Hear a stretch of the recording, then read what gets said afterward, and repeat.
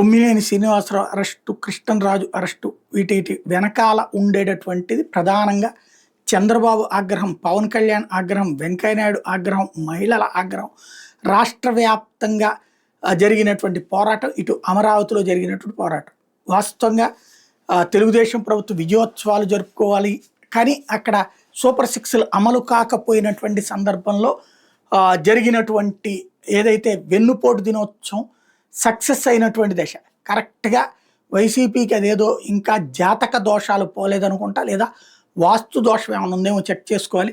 ఒక లీడ్లోకి వచ్చే ప్రతిసారి దెబ్బతింటున్నటువంటి పరిస్థితి. తాజాగా సాక్షిలో జరిగిన చర్చ ఇవాళ వైసీపీని పూర్తిగా డిఫెన్స్లో పడేసింది. అదే సందర్భంలో ఆ తప్పుని ఎలా కవర్ చేయాలో అర్థం కాక తల పట్టుకుంటున్నటువంటి పరిస్థితి వాళ్ళదవుతుంది. ఇప్పుడు వీళ్ళిద్దరినైతే కనీసం 2-3 నెలల పాటు జైలు నుంచి బయటికి రాకుండా చూసే ప్రయత్నం జరుగుతుంది.